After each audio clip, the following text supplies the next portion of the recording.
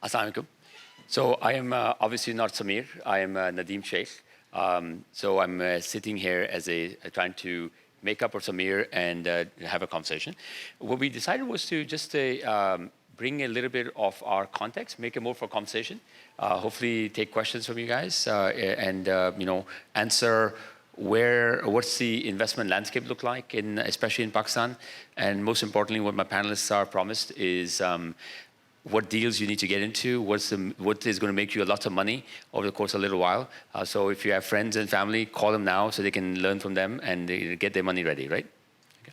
So before we start, maybe Arshad, starting from you, if you could do a quick intro, and then we'll go this way, and then we'll manage from there.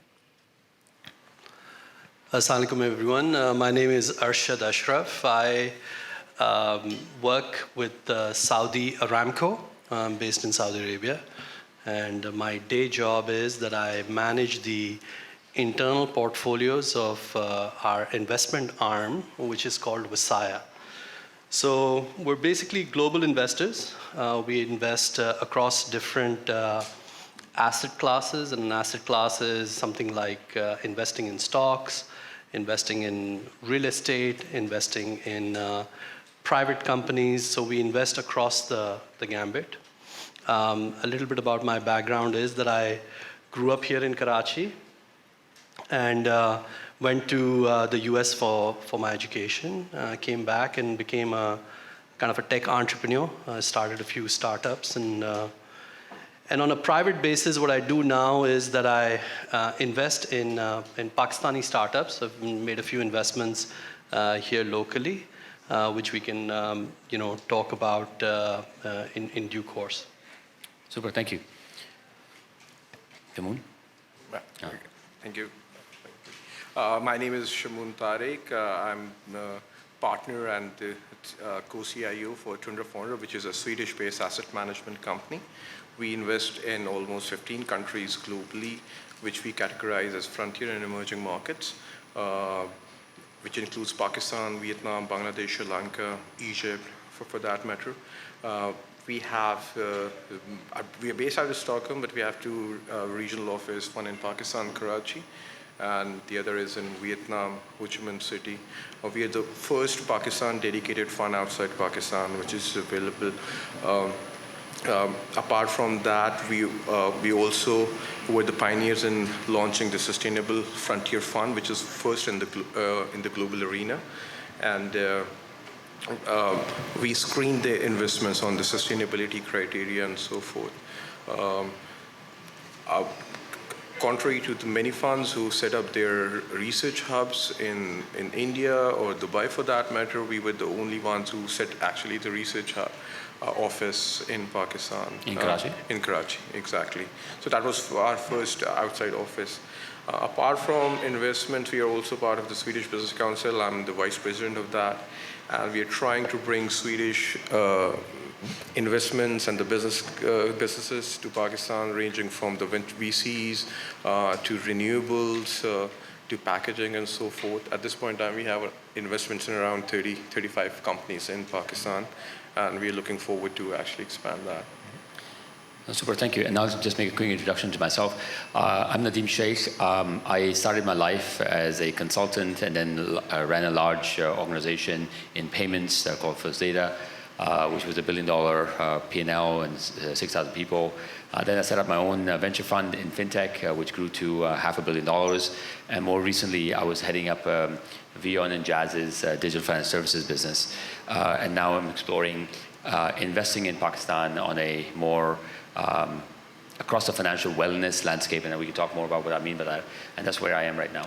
So let's start the conversation. There's a lot of interest in Pakistan, a lot of stuff's been going on. We all have invested around Pakistan, whether from an institution point of view or personal, private investments. What do you see, if I could ask you, what's the definition of frontier market? What do you see is, what does a frontier market mean? And how does Pakistan stand up in that definition? Maybe, for you. Yeah, sure. Obviously the frontier market criteria was established by MSCI, but like in the layman language, I would say the countries who are in the economic pyramid, they are at the bottom of it. They do not have that social net. They have a GDP per capita. The income levels are low compared to the developed markets. So we categorize them frontiers. And then there are emerging markets who are a bit higher. And then there's a developed, such as US and the European side. So that's pretty much about the frontiers.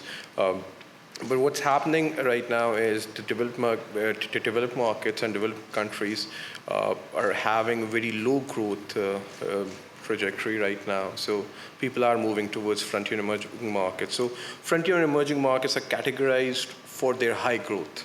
So when it comes to Pakistan or Vietnam or Bangladesh, for example, apart from Pakistan, actually every other frontier market is growing at a GDP of 6 to 7%. So the economy is growing to that. So that's pretty much in the ballpark, in the layman language, that's frontier and emerging markets. Yeah. So just Arshad, maybe you can start us off, and maybe I'll answer the venture side of the question. So I'll ask the questions and I'll answer my own questions. What does an investor look for, right? As an institutional investor, what are the key things you look for in making an investment? What's the framework look like?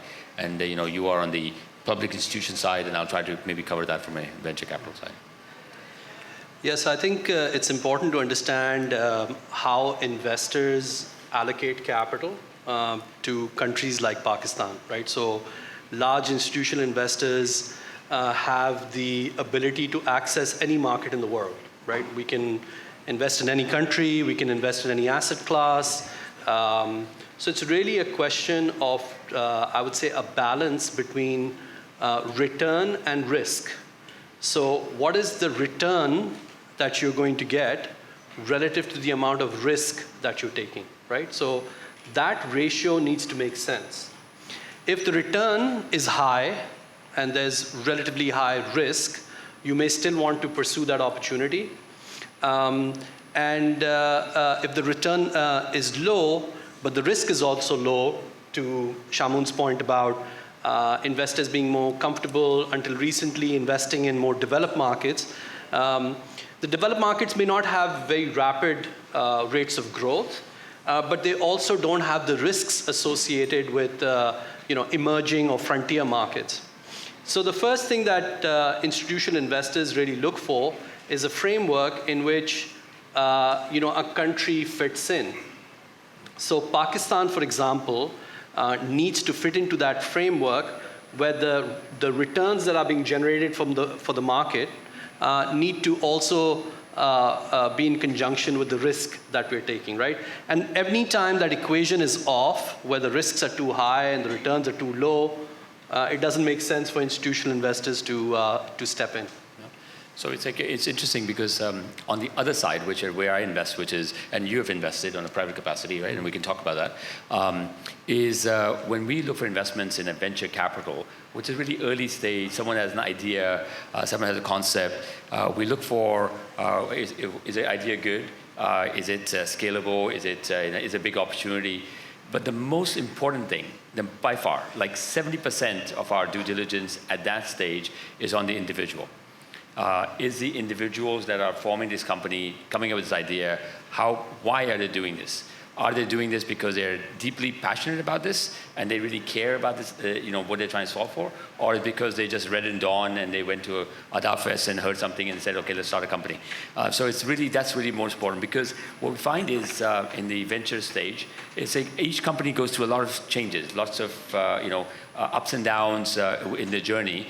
If you don't have a set of founders and equally a set of investors around them, and that are geared for that change to happen, that have the patience and the tenacity to make that happen, that becomes a very important criteria, right?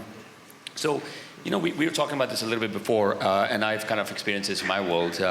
We look at all the African countries, people like Kenya, Tanzania, Uganda, as to name a few. We look at the region around us, Bangladesh, Sri Lanka, and look at them, ignore India. You look at Indonesia, Malaysia, Vietnam, and so on, and they are all doing well. Yeah. right? And a lot of those companies, having been, I lived in Malaysia, I lived in the Middle East, spent time here, we are very quick to blame the government, right? And even Egypt now is doing well, and by no way is the Egyptian government any better organized than our government, right? And so, or the Bangladeshi government for that matter, or the stuff happening in Vietnam and so on, with all the ups and downs. So, why is it that our country, right, is lagging behind on all kinds of infrastructure and so on? And we are very quick to blame the government, but surely the government is not the only thing, because all these other countries have done well, all the African countries. Any thoughts on that? And maybe absolutely. But before I move on to your question, like as an institutional investor, we look at these structural growth stories, and when we say structural growth, like the countries like us, we need consumer base. We are short of housing. We are short of industrialization. So we are short on everything. So anything which is poised for the structural growth, I guess that is where institutions are more keen on. And frontier markets and the countries like us, basically, that provides high return, but at the same time, it belongs to the society itself. And building on that, to your question, I think the society needs to evolve in general. Of course, I'll just put it in a perspective. When we first started investing in Vietnam back in 2012, and I visited Vietnam, so I used to proudly say, Vietnam is here, Pakistan is here. But today, unfortunately, Pakistan is here, Vietnam is here. So in like just 6-7 years, they have evolved themselves, and it's not just like the government itself. I guess it's this government, the society, the foreigners. I guess everyone played their part in developing the social ecosystem, and I guess that evolved their economy as well. So they worked on their housing infrastructure, they worked on their industrialization infrastructure, they worked on their human capital development. So that's the government part. So from that perspective, we need to see that the government is playing a role and providing you an environment where actually you can nurture and you can flourish. So the marked difference between Pakistan and the countries like Philippines, Indonesia, Egypt, Vietnam, even Bangladesh for that matter, that the government has a policy on several aspects where the businesses can define their own trajectory. They are confident on the government, on their feasibilities. In Pakistan, the issue is we do not have a very clear policies from the government, and every now and then we see the change in the policies, and that's the reason we are having 4 years boom and bust cycle. After every 4 years, we need to go to IMF. We start blaming. We had a current account deficit. We had a fiscal deficit. We had this. We had inflation, poverty, and so forth. So I guess that is the government. Obviously, the policies. I guess one of the reason we need to blame that, but we also need to provide them with reasonable kind of metrics and some guidance, and I guess private sector can play a very key role in that. But at the same time, society itself is not evolving. We are happy blaming the government, or we are fond of excuses, unfortunately. Like I was in Sri Lanka and I was driving in a taxi. So as an analyst, I normally speak to the cabbies or the lift operators or the receptionists. So I asked a cabbie, what do you think about Sri Lanka? And that's back in 2014. So he said, in next 10 years, we'll be Singapore. If you ask a cabbie in Pakistan, what do you think about Pakistan? I'm sure you will hear something very bad about Pakistan's gonna doobne wala hai ji, khatam, sab cheezein. So exactly. So kind of, and still they're making money. And recently I met a businessman and they were blaming the government. The policies are not right, blah, blah, blah. Okay, I say, yeah, you're right, absolutely. But how's your business going? Business is going well. So then why are you crying? So I think that is also, like, as a society, we have lost hope in our own selves. We are happy with the excuses. We love pessimism. We love politics and so forth. Unfortunately, we become economists when it's about budget, when we become cricketers when it's about World Cup. And we want to guide everyone. We even want to guide surfers how to play their ball. So at the same time, when it's war, we become a soldier and stuff like that. So I guess society is like equally to be blamed. Every Pakistani needs to be blamed because they are doing good. Or making freedom feel like you have the ability to make change. Exactly. So I don't want to get into the numbers, but like even the businesses, if you look at the last 10 years, like using the international Bloomberg data, the private sector, the businesses in Pakistan, they actually grew much more than any other country in the world. We provided, like if we take KC 100, which is a stock exchange, as a sample size, their growth was 13% in dollar terms. And that was highest in the world. India was at 11%. So basically the growth is there, the private sector is booming, the people are, so like you have the money, that's why you're there, right? So it's, obviously problems are there, the government needs to be blamed, but I think it's our role as well to actually use the opportunities and be optimistic and build upon that. Arshad, any thoughts on that? And I'll also open up to the, to our audience and stuff. If you have questions or comments, please, this is a conversation we're trying to engender. We're trying to be as layman as possible, but if any one of you has like serious questions, we're trying not to use the terminologies of the financial markets and so forth, so that you don't, something that you might not understand. So, but feel free to jump in. No. So, Dekhi, for me, I like to see things in a very simplified manner, right? So the simple answer to the question as to why Pakistan has been left behind, relative to many other nations that were far behind us, is, I would say, short-termism, thinking on the short term versus kind of looking beyond the horizon, ठीक है ना? तो उससे मसला ये हुआ है कि हम लोग जहाँ खड़े हैं उधर ही खड़े हैं और आगे नहीं बढ़े. And in order to do that, you need leadership that can create a vision that people can believe in. I mean, I'll give you an example.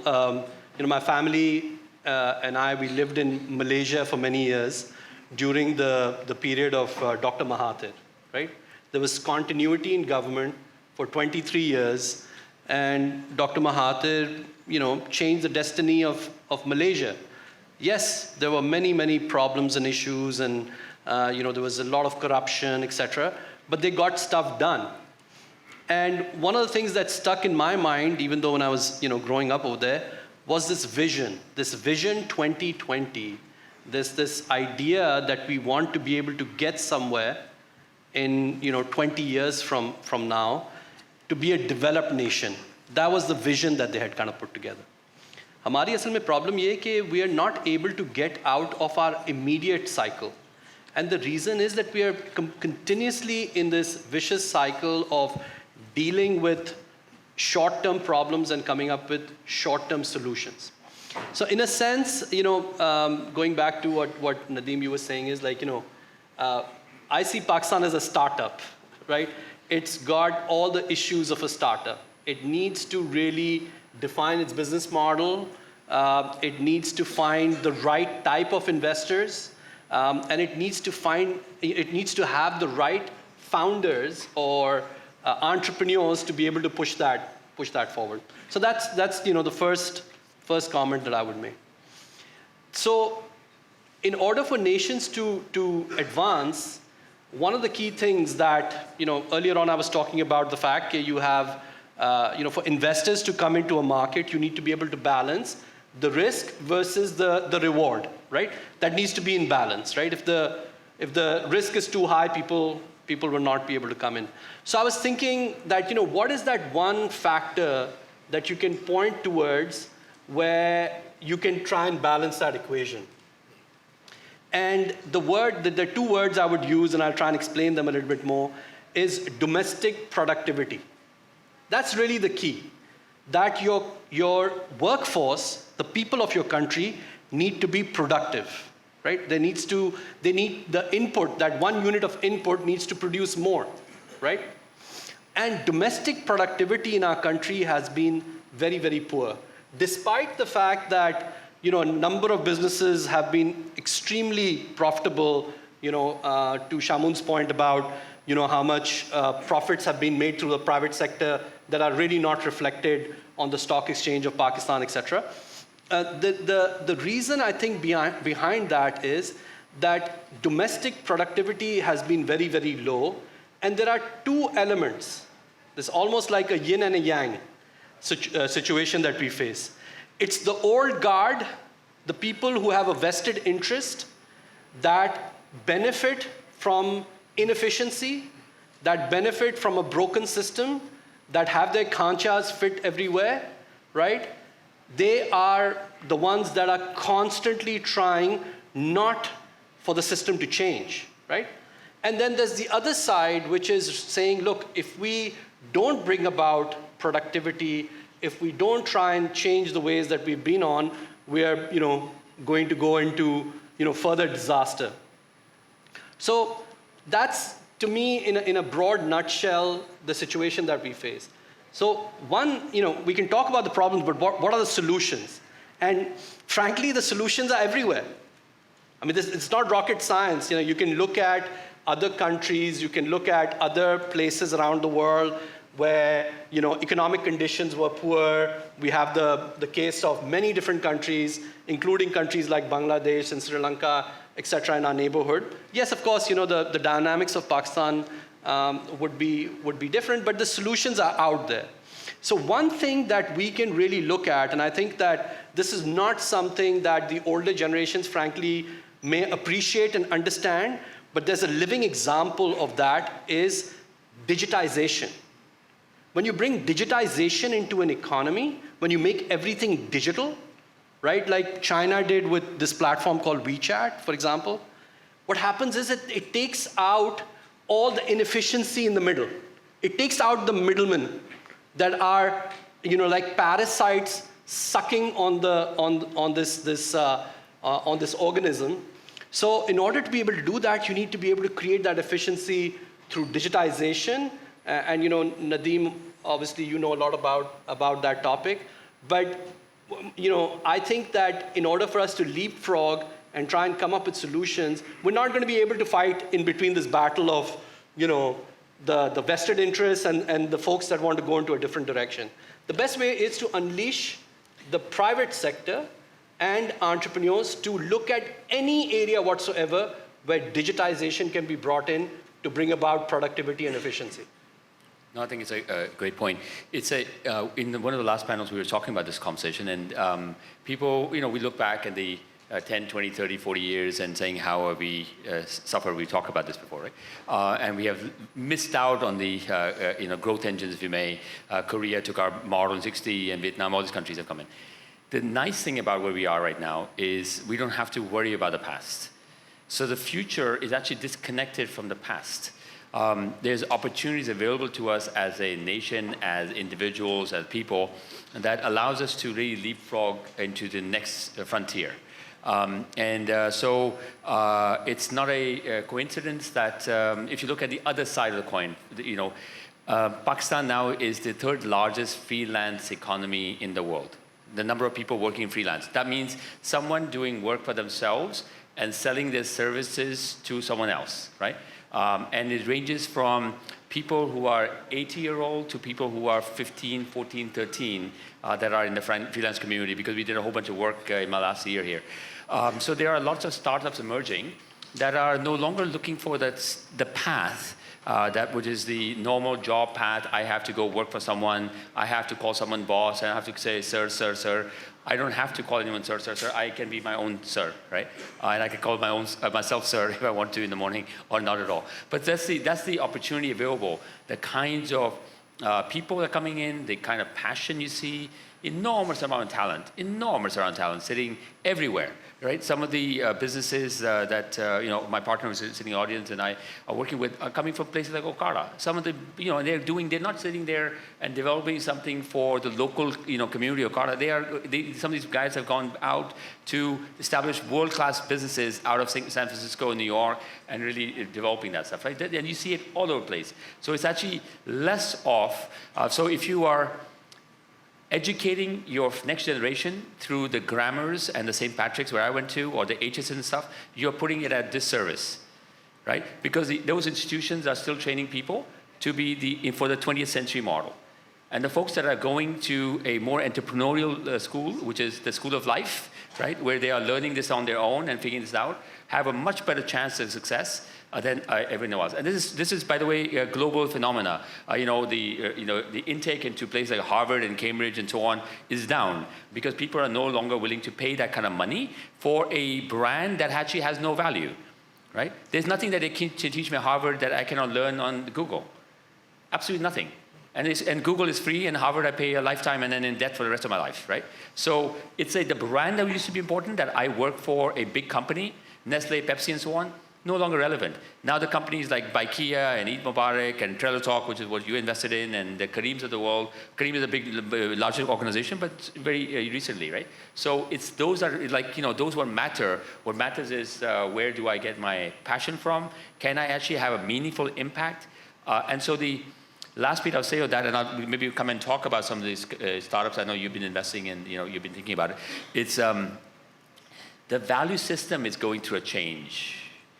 Over the last 20 years, some of my generation, but really our parents' generation, we got too stuck in the money side of things, right? That became the only value. How much do you earn? If you're not going to be an engineer or doctor, how are you going to earn good money, right? So that idea that money was the only thing that mattered. And this is a global phenomenon. And slowly, over the last 10, 15 years, it's changing, and now it's become almost like a big topic. People are no longer interested in if you're given a bigger salary and they come and work for you. They're looking for, what's your mission? What's your purpose? What's your impact going to be on society? What are you trying to do as a community? What are you going to do for the environment? We were out with someone who is a major group in Pakistan yesterday. We met them on the flight from Lahore to Karachi. And they're a major textile group, one of the largest in Pakistan. And they're really worried that their customer base is now starting to inquire and saying, where are you getting your cotton from? What's the environmental impact are you having? I'm no longer going to buy this design for you, no matter what the design means, if you are not addressing those concerns for me, right? And that's becoming really important. And I think that's the pivot that's open to us if we want to take advantage of it, right? So with that, maybe talk about a little bit, by the way, if you have any questions, please raise your hand and I'll interrupt, right? Anyone have any questions so far, or should we keep going? Yes, no? You have a question? You get extra coffee if you have That's fine. Okay, so to talk a little bit about the, you talked about the research center, right, here, and you established it, one of the first ones, and still probably one of the few ones, right? And so talk to me a little bit about, as you've been doing a lot of angel investing and private investments as well as doing large-scale investments. What do you guys think about the talent pool in Pakistan? What's available, and also what's the hurdles and how can we scale it? Maybe a little bit of conversation on that topic. Yeah, I guess in the financial part of the talent pool, I guess Pakistan can easily compete with any region of the world. Like, we are as good as Indians or Egyptians or even the Westerners. Arshad and I myself, and there are many other Pakistanis such as you as well, who are competing there and working with the foreigners, whether it's US based or stuff like that. So it's not about the talent pool. I think the talent pool is quite sufficient, and I think Pakistanis in general, they're capable enough to compete with the global kind of expertise in general. I think, but the key challenge that I think Pakistan is facing and is going to face, that 60-70% of your population is actually youth, and they are. Some people call that an opportunity. No, that's that used to be called we also in our presentation used to call it demographic dividend, but I think that is soon going to become a demographic liability. As Arshad mentioned, with the digitization stuff, there are consequences of obviously the human capital will not be used that much because the machines will take over, and that's what's happening everywhere. Like, for example, in Sweden, Sweden has become a cashless society, so there are no banks, there are no branches, there are no people serving you, rather machines are serving you. So when the digitization comes, these 210 million people, they will be out of jobs. So, for example, bankers. I'm going to disagree with you, but keep going. Okay, but I would want to hear your perspective on that. But even maybe 5 years down the road, even I would be looking for a job, because there are robo-advisors coming in, there are digitization coming in, there are active fund management is going in the gutter. Your production is now automated. Your mobile phones, if you visit any factory, there are no people. It's actually the machines which are making it. Driverless cars are coming. Your mobile apps are as good as your bank, so you don't need to visit a branch and actually use that. So just to put it in perspective, that it's like, according to an estimate, there are 1.5 million people serving in the banking industry. So once those branches go away, you're talking about at least 50% of those out in the market. So where are you going to accommodate those 750,000 people and those lower skills? So I guess we are fine for now, but maybe 5 years down the line, I think there will be a crisis in terms of the human development. And that's where actually government and even on ourselves, we need to educate ourselves to the new trends, whether it's IT services and stuff like that, and so forth. Just to put it, they are getting annually, and in Pakistan it's like somewhere around $4-5 billion. I guess that's one of the area. Like, even you don't have to rely on the government. You can actually get educated in IT services. You can go on Fiverr, get the business from abroad, and start doing your own business. So I guess that's one of the area where I think we'll see more of the talent pool going. Yeah, so this is a nice thing about panels, especially the ones you moderate yourself, that you can disagree. This is self-moderating. I disagree, right? And I think there's a lot of, and this is not a black and white answer, right? We know there's a lot of grays in there. I think if you just look at back history, when the first wheel came out, people said, oh my God, everyone's going to disappear because wheels come out, right? Automation. Then 70s and 80s, places like UK and stuff, and the Midwest of the US were devastated because the factories, the coal factories and the power plant, they shut down, and so on, right? And so, there was a lot of talk, not so long ago, where physical books were going to be shut down, and even physical bookstore was going to disappear, and because the electronic bookstore came in, right? And the Amazon took over. And last 3 years ago, I think, my data is 3 years ago, physical books again overtook electronic books, right?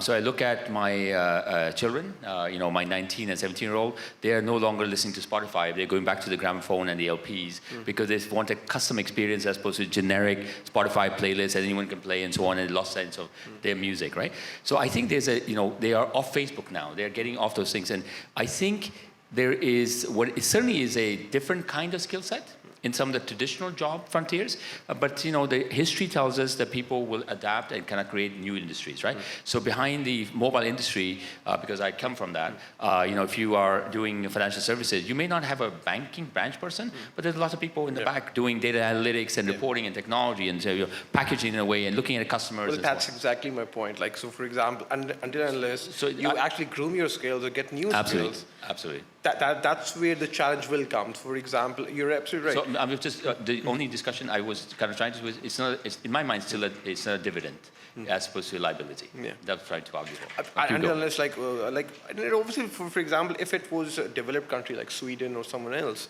who have a vision to, like, for example, now the West has already moved towards the renewables. What are we doing? We are producing our energy on coal. So where the entire world is moving from the fossil fuels to the renewables, we are still pushing towards the IPPs and the coals. So for Pakistan, that will be a challenge because the governments are not functioning, the policies are not there. So education security is not there. So where are they going to get those skill sets? So I guess if it's not dealt right, it can become a liability, and that's the point. I totally agree with that. We had a question back there, yeah?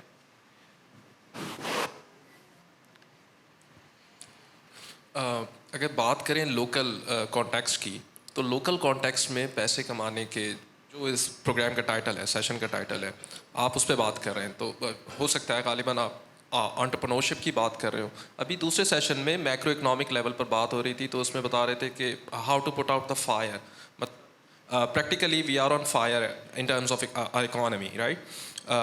ہمارا interest rates نہیں مل رہے, ہماری inflation بڑھتی جا رہی ہے. وہ تو آنے والے جو بھی ڈیویڈنڈ ہے یا جو بھی لائبلٹی ہے اس کے لیے آپ فیوچر کیا دیکھتے ہیں؟ اور اگر آپ ڈیجیٹائزیشن کی بات اگر نارڈک کنٹریز کی یا بالٹک کنٹریز کی اس طرف جاتے ہیں تو وہ تو ہم شاید 20 سال تک بھی نہیں دیکھ رہے, 25 سال 30 سال بھی نہیں دیکھ رہے. انفیکٹ جو آپ نے رینیوبلس کی بات کی, ہم نے ٹارگیٹ 2030 کا سیٹ تو کر لیا ہے کہ ہم 30% تک یا 60% تک انفیکٹ رینیوبلس تک چلے جائیں گے. یہ پاسبلٹی کیا ہے؟ آپ ریئل ٹرمس میں گراؤنڈ ریالٹیز کو مد نظر رکھتے ہوئے بات کریں مائکرو اکنامک لیول پر کہ پیسے کمانے کے طریقے یا مواقع موجود ہیں کہ نہیں ہیں. اور میری آرگومنٹ تھی کہ پیسے کے علاوہ کیا کما رہے ہیں آپ. سو نہیں, آپ نے جو بات کی وہ بالکل صحیح ہے. اوپر سے باتیں کرنے کا کوئی فائدہ نہیں ہے, کیونکہ جو ہمارے نوجوان ہیں وہ یہی سوچ رہے ہیں یار کہ آپ یہ بتائیں کہ ہم اپنے کریئر کیسے بلڈ کریں اور پیسے کیسے کمائیں, ٹھیک ہے نا. تو اس کا میرے سامنے یہ جواب ہے کہ دیکھیں, فزیکل انفراسٹرکچر بنانے کے لیے جو دنیا میں لوگ جو کہتے ہیں کہ یار چائنا میں فزیکل انفراسٹرکچر بہت زبردست بن گیا, وہ اس میں بہت ٹائم لگے گا, اس میں بہت پیسہ لگے گا, ٹھیک ہے نا. مگر جو ورچوئل انفراسٹرکچر ہے, جو ڈیجیٹل انفراسٹرکچر ہے, وہ بہت جلدی بن سکتا ہے, سمجھے آپ. تو ادھر مجھے جو ہے نا ادھر اپرچونیٹی نظر آتی ہے کہ آپ ڈیجیٹل انفراسٹرکچر کو بلڈ کریں, ورچوئل انفراسٹرکچر کھڑا کریں. جو فزیکل انفراسٹرکچر ہے اس میں ٹائم لگے گا, ٹھیک ہے نا. دس از اے کوئک فکس. پہلی بات تو یہ. دوسری بات یہ کہ جب آپ نے کہا نا کہ آگ لگی ہوئی ہے ہر جگہ, دیکھیں جب آگ لگی ہوئی ہوتی ہے ہر جگہ تو آپ ہر جگہ جا کے پانی نہیں پھینکتے, ٹھیک ہے نا. آپ ایک جگہ سے اسٹارٹ کرتے ہیں اور کہتے ہیں کہ یار یہ ایریا کو ہم نے بچانا ہے, اس ایریا سے ہم آگ سے لڑیں گے, آگے بڑھیں گے, ٹھیک ہے نا. تو ایک ایکو سسٹم ہم کو ایسا ڈیولپ کرنا ہے جہاں ہمارا جو ہائی کیلیبر ٹیلنٹ ہے وہ اس آگ میں جل نہ جائے, سمجھ رہے ہیں آپ. تو اس کے لیے ایک بہت ٹارگیٹڈ قسم کی چیزیں ریکوائرڈ ہیں. فار ایگزامپل, اگر آپ ہواوی سے بات کریں آج جا کے, ہواوی کا آپ کو پتہ ہے کہ it's facing a global backlash because of the western nations. اگر آپ ان سے جا کے بات کریں اور یہ کہیں کہ دیکھیں یہ ہم نے ادھر ایک ٹیک سینٹر بنایا ہے, ادھر ہم نے 4 بلڈنگز کھڑی کی ہیں, ادھر ہم فری اپنی اسٹارٹ اپس کو جگہ دیں گے, ٹھیک ہے نا.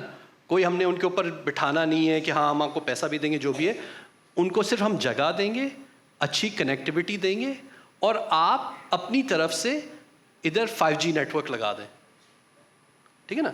تو ایک چھوٹا سا آپ کا ایک ایکو سسٹم بن گیا, جس سے اب جو ہم لوگ چیزیں سوچتے ہیں IoT کے ساتھ کیا ہوگا, 5G کے ساتھ کیا ہوگا, تو اب جب تک پورا نیشن آپ کا 3G سے 4G پہ جائے, پھر اس کے بعد 5G پہ جائے, آپ ایک جگہ پہ تھوڑا کانسنٹریٹ کر کے اپنے ٹیلنٹ پول کو لے کے آ سکتے ہیں اور ان سے آپ سیکھ سکتے ہیں, سمجھے آپ.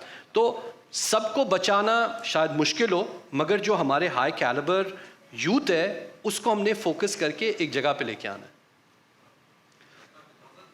ایک بات جی, I don't want to engage, میں صرف ایک اسٹوڈنٹ ہوں, میں صرف اس کے حوالے سے بات کرنا چاہتا ہوں کہ آپ کی بات بالکل اچھی ہے, بالکل صحیح ہے, لیکن ہمارے یہاں جن کے پاس پاور یا اسٹیک ہے وہ بیوروکریٹک سسٹم ہے ہمارا جو بھی ہے, وہ ابھی تک 70s کے ماڈل پہ چل رہا ہے اور کلیریکل سسٹم پہ کام کر رہا ہے. آپ مطلب ہمارا جو سسٹم رن کر رہا ہے وہ ادھر ہی رن کر رہا ہے, لیکن اس کے اپوزٹ آپ جو نیو ٹیکنالوجیز کی ایمرجنس کا اور اس میں ہماری انوالومنٹ کی بات کر رہے ہیں, بہت اچھی بات ہے, لیکن اس سے فشرز زیادہ نہیں ڈیولپ ہوں گے ہمارے درمیان. ایسا نہیں ہونا چاہیے کہ پورا سسٹم کو اوور ہال کرنے کی بات کی جائے.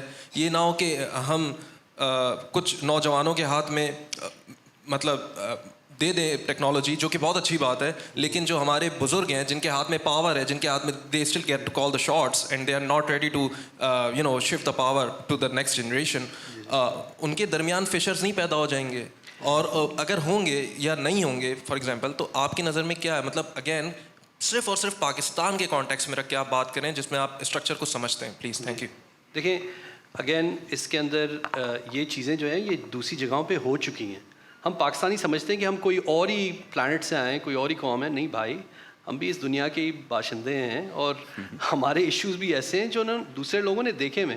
میں 12 سال سلیکن ویلی میں رہا, ٹھیک ہے نا. تو میں نے ادھر سے کیا سیکھا, وہ یہ تھا کہ ان کا ایکو سسٹم ڈیولپ ہو گیا ہے, ٹھیک ہے نا. وہ ایک ری انفورس سائیکل میں چل رہا ہے کہ بھئی آپ نے ایک انٹرپرینور کو پیسے دیے, وہ انٹرپرینور فیل ہو گیا, ٹھیک ہے نا, مگر آپ نے اپنی لائف میں بڑے آپ سکسیزفل ہوئے, آپ نے کہا یار میں تھوڑے بہت اور انٹرپرینرس کو پیسے دے دیتا ہوں. ایک انٹرپرینر میں آپ نے انویسٹ کیا, اس کا چھکا لگ گیا, آپ نے اور پیسے بنائے. تو وہ ایک آہستہ آہستہ ایک ایکو سسٹم کریٹ ہونا شروع ہوا, جو اب اس میں ہو یہ رہا ہے کہ پہلے تو اگر آپ جا کے 20 سال پہلے دیکھیں وینچر کیپٹل انڈسٹری کو سلیکن ویلی میں, تو the founding starters were like maybe 30s and 40s. اب now they're in their teenage years. وہ کیوں ہوا ہے؟ کیونکہ ایکو سسٹم ان کے جو اراؤنڈ ہے وہ بہت اچھا ڈیولپ ہو گیا ہے, ٹھیک ہے نا. تو ندیم بھی یہ پہلے بات کر رہے تھے, مگر میں یہ کہوں گا کہ پہلی بات تو یہ ہے کہ very very young people jumping into entrepreneurship in Pakistan is not the way to go in my opinion, ٹھیک ہے نا. تھوڑا سا آپ کو ایکسپیرینس چاہیے, تھوڑا آپ کو انڈرسٹینڈنگ ہونی چاہیے کہ یار دنیا میں ہو کیا رہا ہے, کہ آپ نے ایک دم سے اگر جمپ کیا تو it might not be, ecosystem آپ کے اراؤنڈ اتنا ڈیولپ نہیں ہے جس سے آپ اپنا فائدہ اٹھا سکتے ہیں. یہ فشرس کی جو آپ بات کریں between old and young and یہ فشرز جو ہیں یہ this is just a figment of our imagination. آپ پرابلم سالو کریں نا بھئی, پین پوائنٹ کیا ہے, لوگوں کو کہاں تکلیف ہے اس کو آپ سالو کریں, آپ کو لوگ پیسے دینے کے لیے تیار ہیں. اتنی سمپل سی بات ہے, ٹھیک ہے نا. اگر میں گھر پہ بیٹھا ہوں اور مجھے ہر چیز ادھر مل سکتی ہے, فار ایگزامپل مجھے کنوینئنس مل سکتی ہے, میں اپنے ٹائم کو مور ایڈیکویٹلی اسپینڈ کر سکتا ہوں, تو میں آپ کو اس کے لیے پیسے دینے کے لیے تیار ہوں, ٹھیک ہے نا. تو پین پوائنٹس تو ہماری سوسائٹی میں بھری ہوئی ہیں, اپرچونیٹی بھری ہوئی ہے, جہاں بھی آپ جائیں گے آپ کو نظر آئے گا, ٹھیک ہے نا.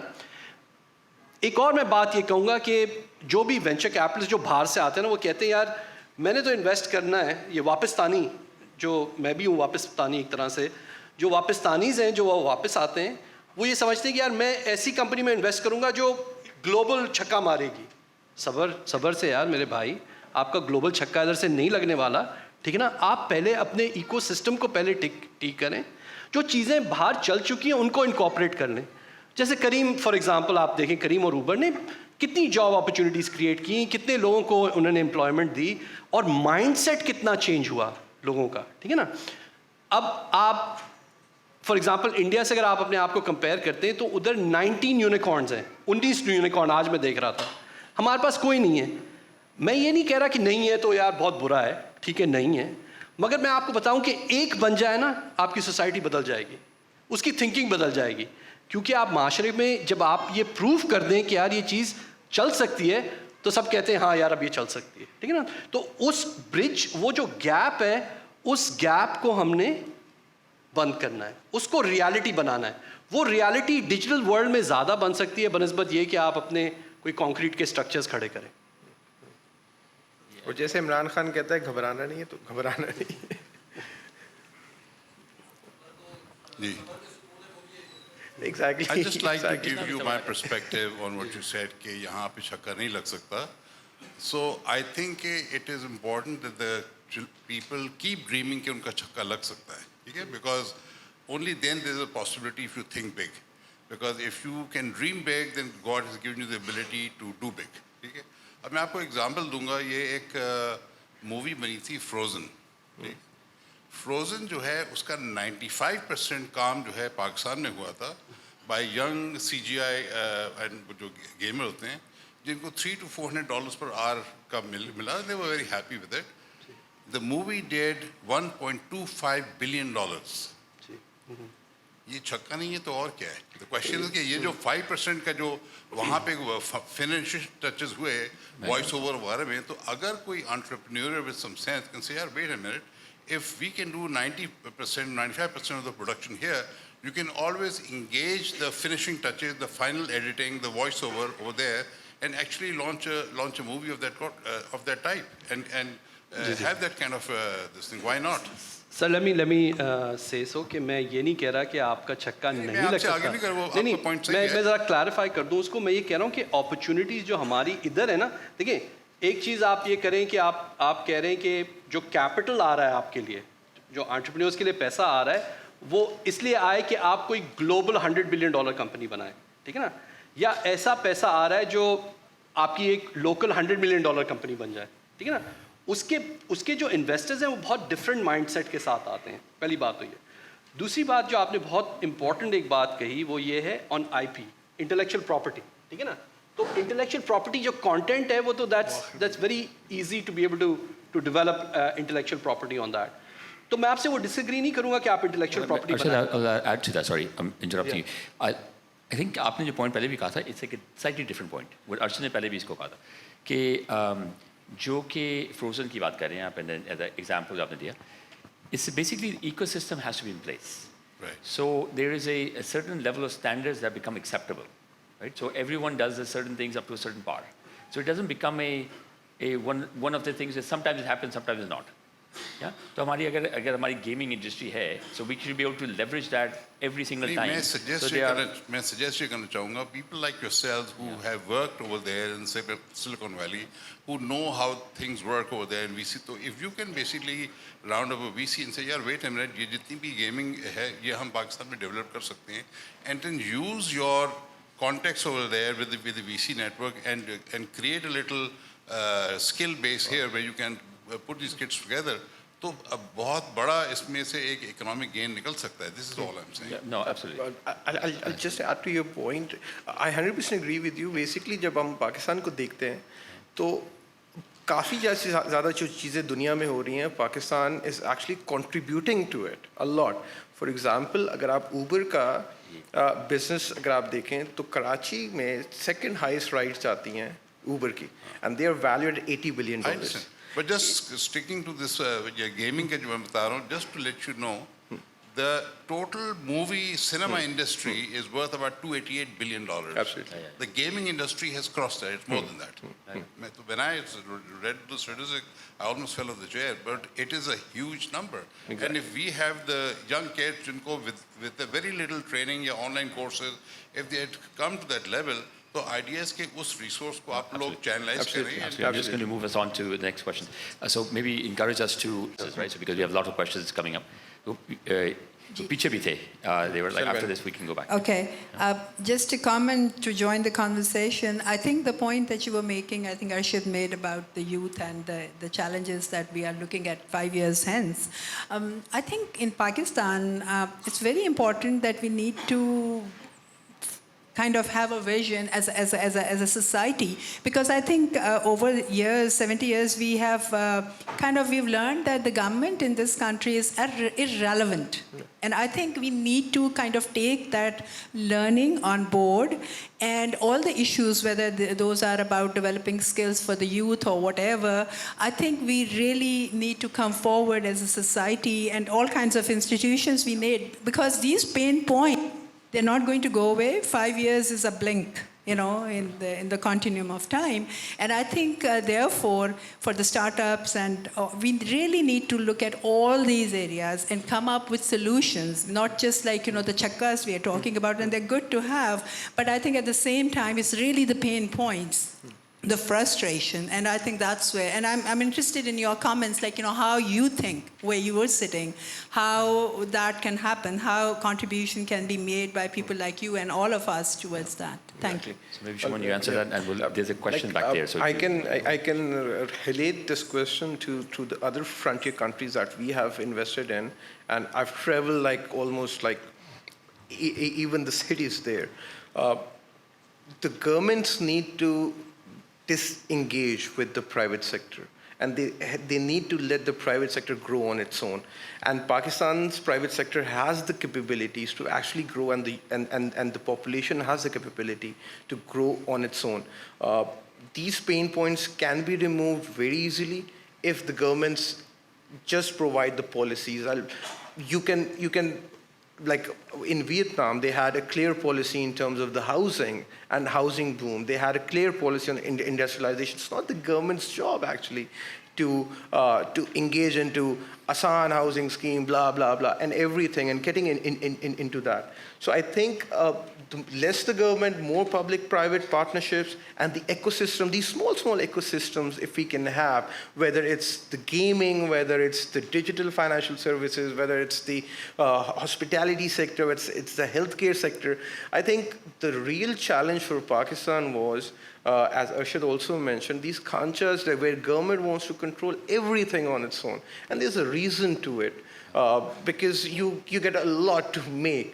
There is corruption everywhere. So if we move away from the government, and that's what we speak when we meet the government even, that the more they're away from the decision making on the business side, I think these pain points will gradually evolve automatically. And that's how, and we don't have to reinvent the wheel. We have seen that in Turkey, we have seen that in Vietnam, we've seen that in Egypt, we have seen that in the world. But it's not happening in Pakistan, I think, and we know the reason. So let's go beyond that, and let's not consider those as sort of holding us. Still, we have for the good of Pakistan, now with the connectivity that we have with the world, even if we are gamers, we can get the business from outside. We are developers, we can get the business from outside. So we can still do a lot, not involving the government. The government will still try to get most of it. They wanted to ban Kareem, they wanted to ban airlift. They will always try to do these kind of things. But I guess it's the ecosystem that needs to be there, and the society itself needs to evolve beyond that point. And that would be the solution. Otherwise, if you're going to believe in the politicians, the bureaucrats, even after 10 years, we will be here where we are. So just, I think we're almost running out of time, but let's take the last 3 or 4 questions. So please, yeah? And then maybe if you can limit our answers. Yeah? So. Hi.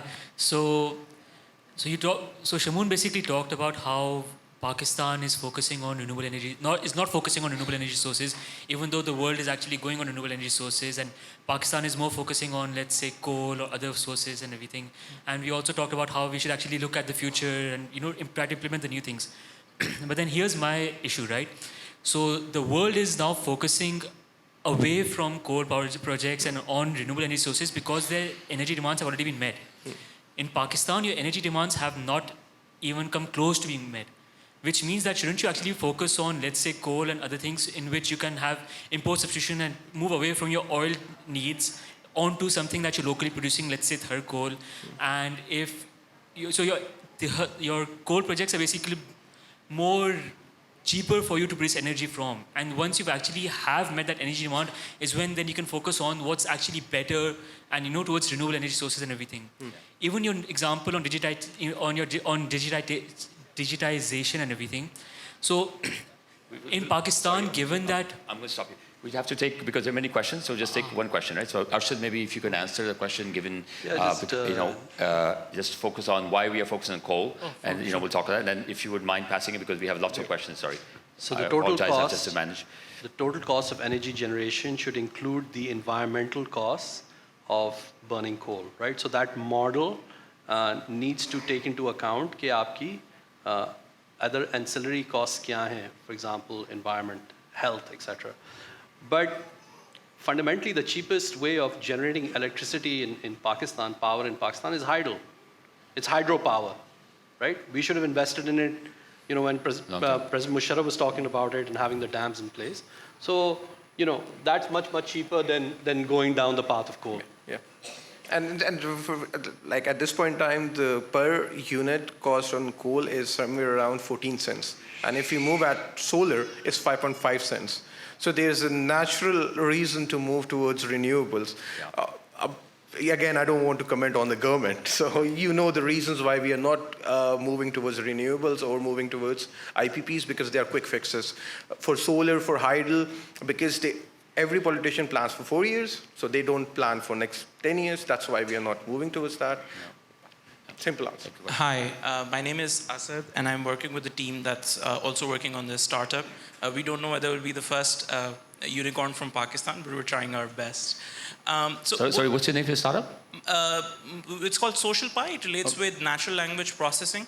Okay. But of course, that would take too much time to explain. My question is, as someone who's starting... I get natural language processing. That's great. As someone who's looking for funding or investments, what is your experience or your thoughts on the local investors in Pakistan? Are they smart enough? Are they sophisticated enough? Or should teams like ours make our pleas and pitches to only either the Wapistani investors or the Silicon Valley investors who are actually at the cutting edge of technology? Thank you. Maybe I'll answer that. You're okay? So I think it's an evolving space, yeah. And Pakistan is at the front of that, cycle. Just like UK was in 2010. UK, now the frontier of the leading light of fintech, wasn't non-existent in 2014, 2015. So it's only the last 4 or 5 years that they positioned themselves, and that whole ecosystem around it has been developed, which is angel investors and early stage and later stage VCs, and then private equity and so on. Private equity, it was there, but some of the early stage VCs. Same thing is happening in Pakistan. There is a lot of conversation now happening where people are starting to look at good companies and saying, how can we invest in those companies? Unfortunately, the companies are few, which is true of any other ecosystem that started. So there are a lot of stuff which are, if you go to every incubation center around Pakistan, most of the companies I will not put a single rupee in, let alone $1, right? So whether it's local money or not, because they're not ideas, they're just ideas of stuff, right? They're not really businesses in that regard. So I think there's an opportunity there.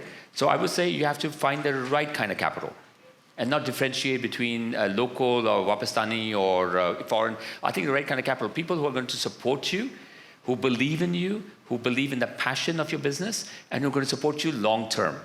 Right? They may support you through capital or through network or to help through execution. Those kind of matter. It's not just financial capital, right? Financial capital is a small piece of what it actually do. It seems like a lot, but what a real investor helps you kind of say, okay, where do you need to the next stage? What the structure you need to put in place? Those things matter. Right? So I'll focus more on that, on what's the right kind of investor for you, as opposed to what the category of investor. So I just have a quick comment. So because I deal with this a lot, so I'll give you direct answers. My direct answer is don't go to local investors. They have no clue what they're talking about, right? They'll sap up your time, they'll suck up your time, and they have $20,000. अगर आप $20,000 भी निकालने की कोशिश करेंगे ना, वो भी जेब में नहीं है इनके, ठीक है ना? तो don't waste your time on that. What you need to देंगे नहीं. हाँ, अगर हैं भी तो देंगे नहीं. अगर देंगे भी तो बोलेंगे 60% अपनी कंपनी का दे दो, ठीक है ना? तो let me just quickly, because this is important, I just want to point out to you. देखिए, there's a generational change happening in people here in the country who have wealth. जो पुराने सेठ है ना, उनके बच्चे बाहर जाके पढ़ लिख के अभी आ गए वापस, ठीक है ना? तो वो जो पुराने मेंटालिटी के सेठ वाले हैं और जो नए बच्चे हैं, वो ये अपने बाप और दादा के पास जाते हैं, कहते हैं कि यार we need more money, we want to invest in this new digital technology. They say, how much are you going to put in if I give you $1 million? They say, we'll get 10% or 15% of the company. तो पागल हो गए, right? So unless that mentality changes, and it will change when these people realize कि it's outside capital that makes the difference. And I'll give you an example. Tencent, largest company in China, the first investor in real money in was Naspers, right? Agar aap Alibaba ko dekh lein, there was SoftBank that came in. Baidu, it was actually a Pakistani investor from ePlanet Ventures, Asad Jamal, who put in money into Baidu. So all three of the top companies required foreign capital to be able to come in. Domestic capital aapko agar aap kar rahe hain na, to usme aap time waste kar rahe hain bhi filhal.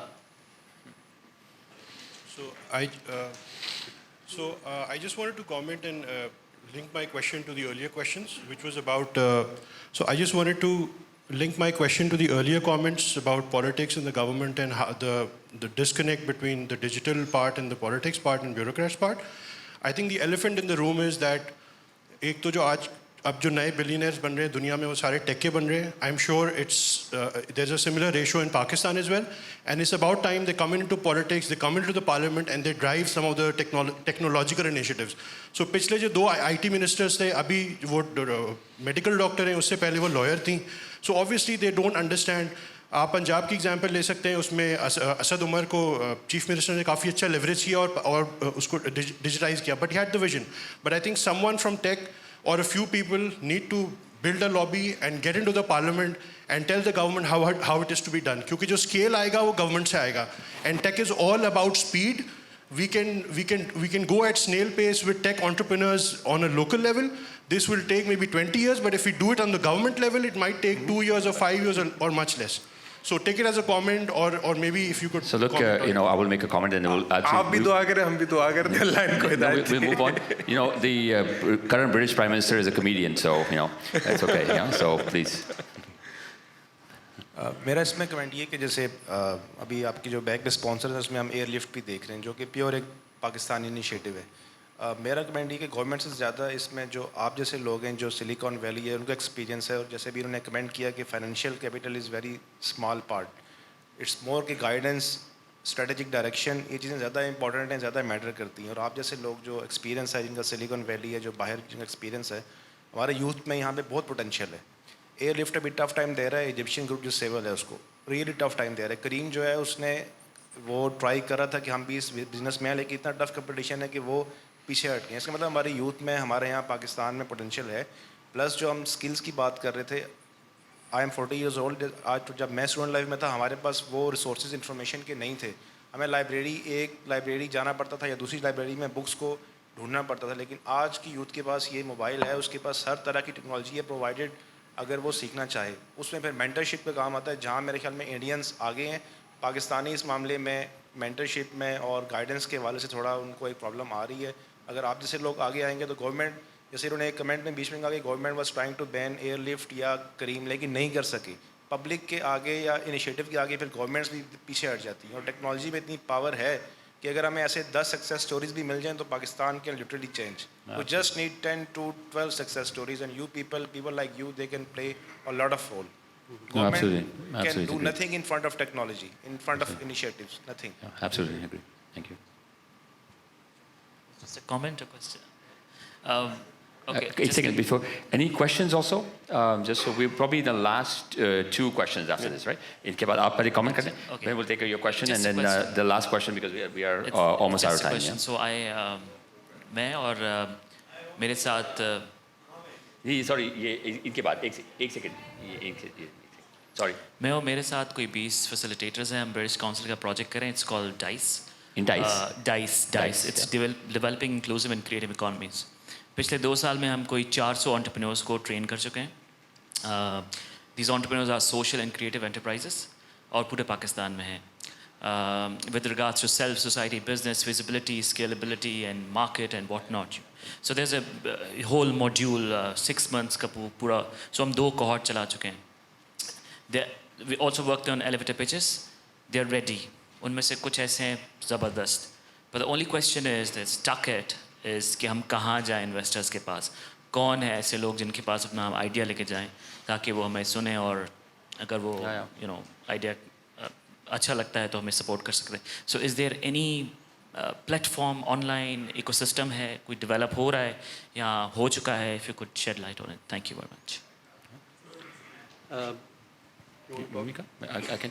Look, I think this is so I hear Arshad's view कि local investor पे ना जाओ, मगर I'm a little bit more optimistic about it because they're learning. Yeah. There are lots of forums, places where people are trying to make this work, right? Now there are incubation centers in Karachi, in Islamabad, in Lahore, Planet 9, Planet Next. There are lots of other just in the last 2 years, there are 4 new VCs that and in Pakistan, and they're growing in numbers. And every day in my interactions, someone else is thinking about the space, right? So I think this is a space that's emerging. Then we'll start learning about where to make investments. And the reason I'm kind of a little more optimistic because over the last year or so, I've had some very detailed conversation with the local investors as well, and they're waking up to it. And also for them, it's a learning exercise. And sometimes it's a learning exercise between the older generation and the newer generation, and they're balancing it out. Some of them are actually traveling a lot to all conferences around the world and trying to figure out what this means and how to invest in it, what the right structure is. So there's a lot of conversation exploration going on. तो मेरे ख्याल से ये अगले 2-3 साल में 4-5 साल में there's a lot of activity going on, and so then the answer will start emerging. And it's just like from I'll give you a simple answer. Also just look at the freelance community, which I've really spent a lot of time observing and so on. Just a few years ago there was almost nothing, non-existent. And 3 years later, not through some government stuff, not through some private money, not through some structure, कोई policy हुई या कुछ हुआ, लोगों ने खुद ही अपने आप से they started doing freelance businesses, and they're global. They figured out how to sell, they figured out the right platform to get the money from, how to create marketplaces and so on. And now we are the 3rd largest in the world, right? And that's all a individual-led effort. So I think it's like if people are interested in this thing, we have I mentioned 2 founders that we're working with out of Okada. They're women founders, young women founders who have found their ways to the right kind of places in New York and San Francisco on their own. No money, no nothing, no big advice, no koi policy ke upar gaye. They just pieced it together and Googled it and so on. So I think that's the way to go, right? I just want to just add to a little bit. First and foremost, I want to congratulate your program, DICE. I think it's fantastic. to be able to get 100 entrepreneurs and hundreds of entrepreneurs who train them, etc. It's fantastic. देखिए issue असल में ये आ रहा है, जो problem हमारे ecosystem में है ना, वो ये है कि बातें तो बहुत ज़्यादा हो रही हैं मगर रियलिटी में एंटरप्रेन्योर्स को पैसा नहीं मिल रहा, राइट? सीधी सादी बात है, ठीक है? तो वो गैप ज़रूर है, ठीक है ना? अब एंटरप्रेन्योर किस हद तक अपने को बूटस्ट्रैप करे, at some point or the other they do need capital. So it's a real problem, right? We can't just brush it away by saying कि नहीं यार वो हो जाएगा, ये हो जाएगा. जो बंदा जो डे टू डे चला रहा है उससे आप पूछें कि उसके ऊपर क्या गुजर रही है, ठीक है ना? ये आप उसको कहेंगे यार 2-3 साल में ये चीज़ फिक्स हो जाएगी, उसको ये समझ में नहीं आती है ना. तो हम एटलीस्ट मेरा जो इसके ऊपर अप्रोच है वो ये है कि मैं एक टारगेटेड हिट मारूँ, right? I spend my time, क्योंकि मैं इधर रहता नहीं हूँ, I live overseas. I spend my time on the best entrepreneurs and the best ideas, ठीक है ना? और उसके थ्रू उसको मैं एक चीज़ को मैं सक्सेसफुल करूँ. ये स्प्रे एंड प्रे वाला जो आइडिया ना, ये इंक्यूबेटर्स और जितनी भी चीज़ें उन्होंने बनाई हैं, भले वो करें, अच्छी बात है. This is fertilizer for the soil, right? But what I want to do is take a rifle approach, sniper approach, and shoot at one target which I think is really possible for them to grow. तो ऐसे दूसरे लोग भी चाहिए, I think, जो वापस्तानीज़ हों, जिनके साथ आप कनेक्ट कर सकें, बिकॉज इनके पास कैपिटल है, बहुत ज़्यादा नहीं है, मगर $50,000-100,000 is possible to just get you going. $50,000 to $100,000 for a company that's struggling is a lot of money. तो ये gap हो सकता है. It's an issue of connectivity, so I completely empathize with you. Yeah, that's true. ये करना है. We have to fix it. It's a problem. Last comments and we'll take it and we'll close. Assalamu alaikum. It's a very interesting and very proactive session. Compliments you gentlemen. I just wanted to make one comment and correct me if the data I'm giving is correct. That our per capita debt is $3,000 and the per capita income is $1,200 to $1,500. Almost twice is the debt. So where are we headed?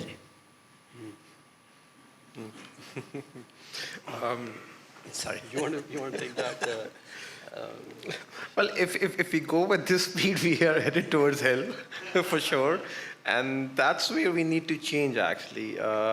But I guess we have problems. We have talked about problems. There will always be problems. I guess we don't want to end the session with a negative note. So it's no fun without profits anyway. Absolutely. So I'll try to be as positive as I can be. But the issue with Pakistan is obviously the numbers that you're quoting is official economy, but the grey economy, which is undocumented, is somewhere around 70% of the overall economy. And when you go out and on the streets, you'll see the numbers differently. You cannot have such large consumer base spending money on like eateries, on fashion, on the cars, and on the luxury brands unless they have the money. So it seems the ground reality is a little different than the numbers that are being quoted, because the grey economy is somewhere around 60% to 70%. So I think the government is under debt, but the people actually, they are not that much under debt. So I think it's not a scary situation, but I guess moving forward, we need to fix our finances in a much better way. If I may add something here, the gentleman is alluding to the fact that we do need a chakka. So please work on it. We are. We are out of time. My young friend just came in and said, "Sir, you have to stop." So, Arshad, one last thought, 30 seconds. So I would just say that the questions gentleman asked कि भाई ये तो मतलब कि अगर आप देखें numbers को तो there's no future. ये ऐसी कोई बात नहीं है. We need courage. I would say we need courage. I am fundamentally optimistic about Pakistan because I'm a global investor. मैंने दुनिया में काफ़ी जगहों पे invest किया है. So is Shamoon. We have problems, but we need to look a little bit further. And इस period के through हम गुजर जाएंगे. तकलीफ होगी, मगर गुजर जाएंगे. I would not say कि we should be completely disillusioned, etc. And I'm very optimistic about the youth in the country. I think that they are fabulous, fantastic. जो content produce हो रही है, जो companies जो आ रही हैं, I'm just amazed at it's just a matter of time before they they get recognized for that talent. So I'm very, very optimistic. एक last चीज़ मैं ये कहूँगा कि देखें जहाँ भी पाकिस्तानी गए, मेरी organization, I work for Saudi Aramco, and you will see that Pakistanis are highly respected, and the reason is that they are very strong technically and they are hard working. ठीक है ना? तो हमारे जो attributes हैं as a nation, if we just align that a little bit better, I think there's a very, very bright future for us. Thank you. Shamoon? Absolutely. Well, yeah, I guess there are a lot to be pessimistic about, but we have seen the countries evolving. Like Vietnam, Egypt, we have seen that even Bangladesh is much better. I guess we just need to fix our policies straight. One comment about the young. My son, I told him, he was spending $700,000 on the feasibility. What's going on? He says 1% of the project cost. Why don't you go home, Dad? Okay. Yeah. But I guess like with the opportunities that Pakistan have, I think we are in a much better position than we were before. So there's nothing to be pessimistic about. Absolutely. Well, thank you to everyone. Thank you for a lot of great questions. Look, I think what Arshad said a number of times, which is, let's be realistic. There are lots of issues we have, but at the same time, I have personally never been more excited about what's in front of us. And I think a lot of the ingredients are there. There is a lot of good conversation going on within the governments. Digital Pakistan is a drive that the government is really taking seriously and putting effort in. They are short of capital and so on. The State Bank as a regulator is, given my experience with a lot of regulators around the world, I've done business in lots of countries.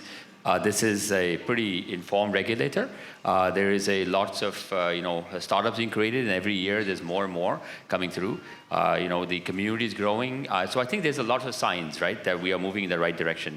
And it's really up to us. And what the beautiful thing about this is that people talk about this as an average age of who's a user of these startups and so on, who's a user who are adopting this thing. And you'd be amazed in a lot of my startups, people always think that this is something that the 18 to 30-year-old uses. And for really globally, and even in Pakistan, a lot of startups, and these are now pretty major businesses, it's the 20% is 60 to 80-year-old, and the rest is like in the middle bunch, like 60, 70%. Only like 15, 20% of the youth. Right? So there's that kind of is the idea that this is only some young ones running around. Look at the audience in this room. It's a very diversified audience.